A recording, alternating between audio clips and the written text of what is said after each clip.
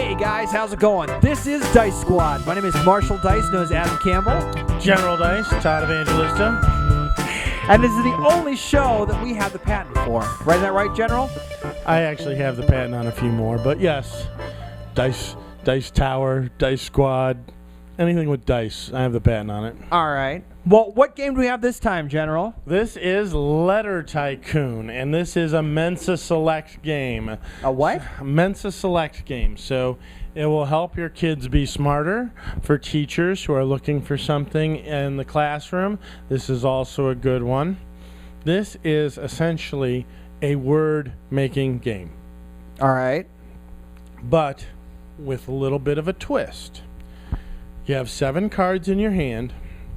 You have 3 cards in the pool out in front of you. You're going to use those to make as long a word as possible.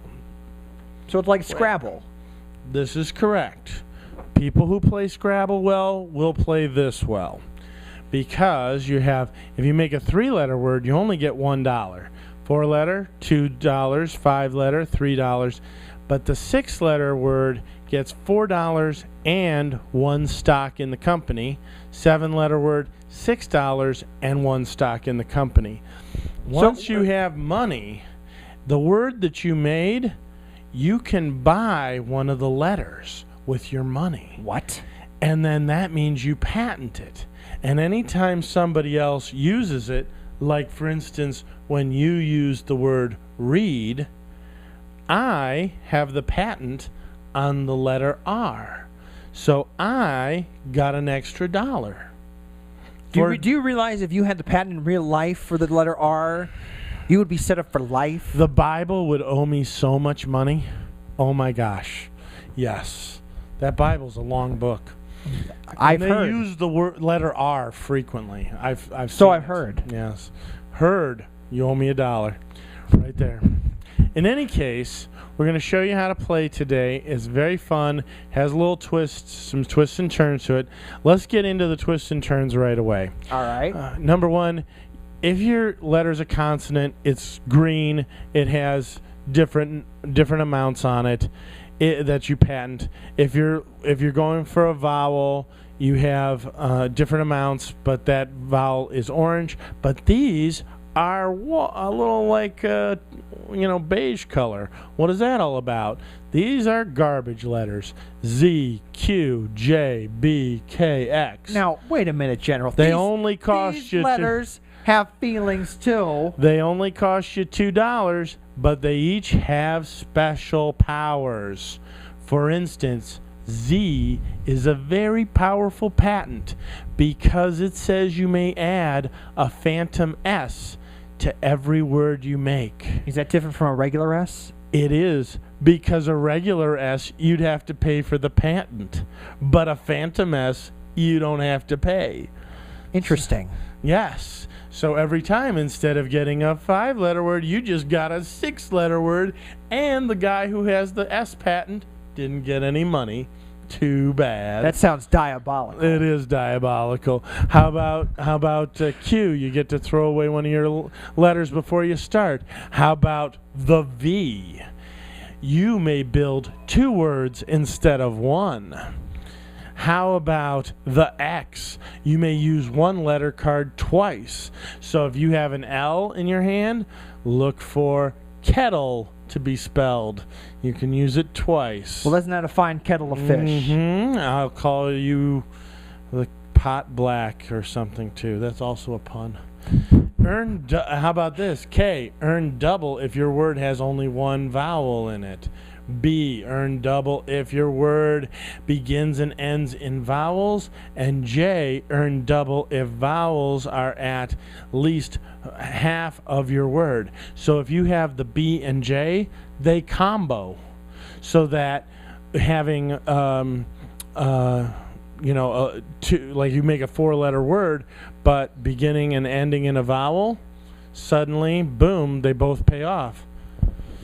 Yeah. It's a win-win scenario. Yes. So, yeah. Well, let's play. Let's play a little bit here. Now, it's my turn.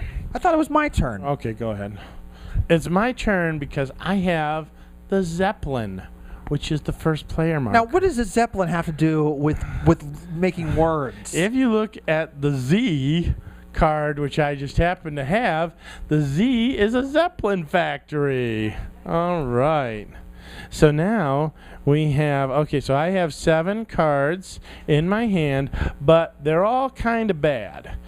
But I have this S that I can use, so I can make sham, I can make shall. I would love to use a Z, but I can't do it. Yeah, that's about it, shall. So I take the S and the L from the common ones. I make shall. We see 5 gives me 3. You have the D as your patent, so we don't have to pay you off. I have $6, so I am going to buy the patent on S. Now, what we're looking for is, so I buy the patent on the S for $6. Now, what you need to do to win is we're playing till the first person has 45 points, and then that triggers endgame. And then whoever has the most patents, but money-wise. So this S that I just bought is worth 6 victory points. The stock that I own is worth a victory point each. The dollars that I might have left over will each be worth a victory point. Then I throw my cards away, and I can pick back up to 7. But I got a lot of consonants here. I might consider throwing out one of them to get more cards, because you can, throw in some to discard. But you know what? I got this Z. I want to figure out a way to use it. All right, it's not paying off for me. Well, no, I got two vowels and 5 consonants. That's pretty good. Now for the Marshall. Marshall's looking at a V, a J, and an N. All right. Okay. Let's see. Well, I already have a word here already. I don't need those letters. Okay, you don't have to use them. I have kite. Okay. Like, let's go fly a kite. Now, if you had another T, you could make kitten be longer. Nope. All right. And fresh also, out of T's. All right. Well, we should mention, too, that in the corner of the card, it has a little saying of how many cards of N's are in the deck, how many cards of T's are in the deck. And you can kind of go accordingly. All right, so kite. So I'll take my $2. And you don't pay me off. That is correct. So but let's see. So now you get 4 cards back. And I think I want to buy a letter. All right, now you have K-I-T-E are the letters that you can buy. E is out of your range. The K is doable. That's 2. You would earn double. I was going to buy the C for $3. The C. You spelled kite with the C. Oh, I can only buy which ones That's correct. My apologies. But if you had spelled kite with a C, it would be sight, also a word, and you could have bought the C. Well, I could buy a K, though, can I? You can. It's $2. Then I will buy a K. All right. Now, what's your special power? My special power is I earn double if the word has only 1 vowel. All right, perfect for you. Okay, I think you're back up to 7. Now I've been looking at my cards and trying to make something here, but I haven't come up with anything. I've got what I want is some kind of something I can use the Z with, and I may just have it.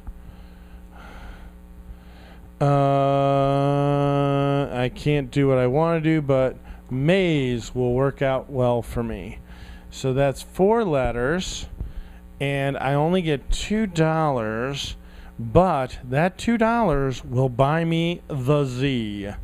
And now I can make Phantom S spellings. And I take back 4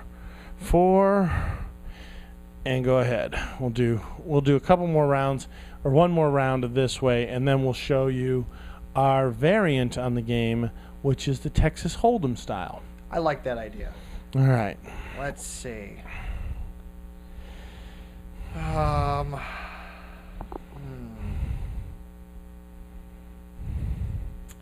Well, I don't know if I have.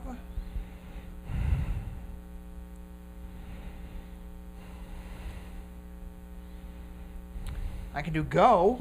Nope. You gotta have a 3-letter word. Okay. How about Jog. jog? I like it. Let's go jog. All right. And because J is a 2-letter, you get. Oh, you only get $1 for 3. Oh no. Do you have 2? I have Oh, you $2. can buy the J. I can buy the J, which I will do. All right. Good for you. Which means I earn double if the vowels are at least half of your word. Right, and what was this one? So I earn double if your word has only you one earn vowel. more than that because earn double if your word has only one vowel, which jog did. So jog, you get an extra $1. All right. Of course, you used a G, which gives me $1, and that's all I get. Okay, and now let's show them the Texas Hold'em method. Okay. We start with 7 cards. We have these 3 in the middle. We're both going to use them, and we're going to go from there. And the the person who has the smallest word will buy first. Okay. All right. And we would set a 5-minute time limit. I'm set because I had a little time to look over what I had with when he was looking at cards. So you take your time. So we'd set a 5-minute time limit. You could set your phone at the last 20 seconds or whatever to play the Jeopardy theme, what have you. Sure, why not? All right. All right, let's see. I got nothing. You are kind of screwed. That is true. I see 5. Oh, I can do that. I didn't even see that. And is that going with what your is that going with your thing here? Okay, you'll get double from that one, but not from that one. Correct. All right. So you're making 5, so you would get paid off first. We'd give you the Zeppelin to show that you're now the first player, and then if we had a complement of 5 players, whatever, we'd go around in turn order from you. So you get your instead of $2, you're getting $4 because you doubled. All right. So now you have 5. You get to buy first. Okay. You have the F or the V that you can buy. Let's go with the F. All right. So you would get F, and the $3 would go back in. Now, can I buy a vowel? Well, you can only buy one at a time, and the vowels are fairly expensive. I was doing a Wheel of Fortune reference. I'm not familiar with that show. Okay, so I have made genders, which is a 7-letter word. I use my Phantom S from my Z Power. So that's a 7-letter word. So I got $6 and a stock. Did I pay you off at all? Yes. A D. You get a payoff. All right. And that's the other thing is the payoffs can't be used to buy. Like, you should get paid off and then you should buy. You're in the Texas Hold'em style. Point taken. Okay, so I have $7, so I'm going to buy the N. All right. And now, it may seem like, oh, well, I'm going to win because I'm so far ahead. This is not the case. If you get a good use of the letter Q, we had somebody who was very far behind, but they were able to spell equates and double it, and they went from second to last place all the way to first. And so, it's a teaching tool. It's fun to do. It makes spelling interesting and economical. Yeah, and it's really the puzzle of taking what letters are there and what letters are in your hand and trying to make them into something. Absolutely. All right. So that's this game. the the Texas Hold'em style is a homebrew rule that we came up to speed up games where you had 4 or 5 players. With a 2-player game, it's not really going to do that much, but with a party game style, I'd say that it really helps.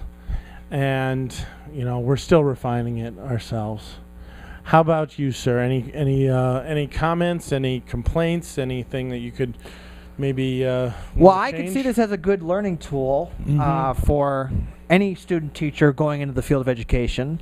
The only thing I could see problem is if for those people that don't know how to spell big words. Oh yeah, if you get a Scrabble champion in this, you are doomed. You will not win.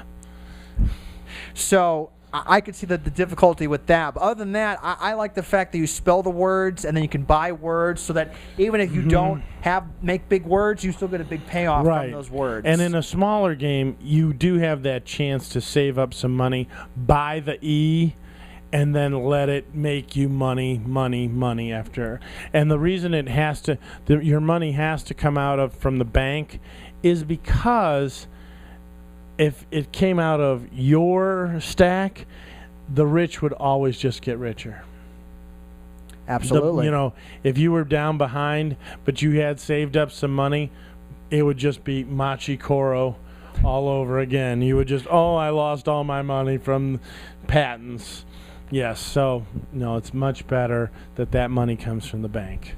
So, General, on a scale of 1 to 10, 10 being the best, 1 being the worst, how would you rate this game? I'm between a 7.5 and an 8. It doesn't have as much portability as I'd like. It has a little bit of setup. But I really do like word games, and we haven't reviewed many.